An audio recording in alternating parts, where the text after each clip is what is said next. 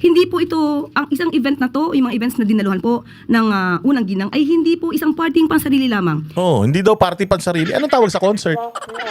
Anong tawag dun sa book launching na yung mukha mo yun nandoon? Hindi ba pansarili yun? Hindi po ito pagdalo, pagpunta sa isang resort para mag-swimming. Oh. Hindi po ito susuot ng mga costume katulad ng Snow White para Oh, ba't nagagalit ka kay Inday na nagsuot siya ng Snow White?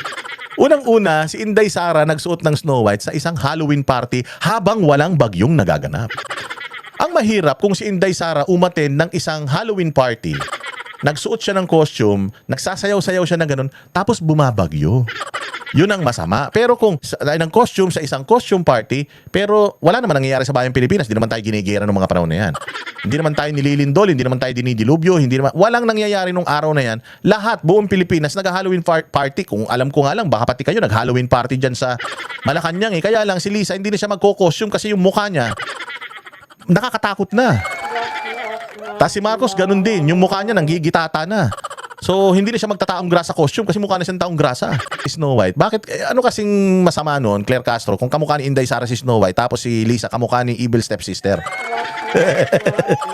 Putangin na nyo kasi magpaparlor kayo.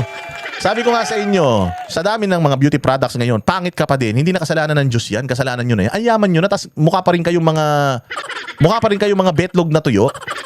Hindi ba? So, ano na naman to, Claire? Bakit pinasok mo na naman si Inday Sara dito? Madam, hindi po binabagyo ang Pilipinas nung nag-costume si Inday Sara.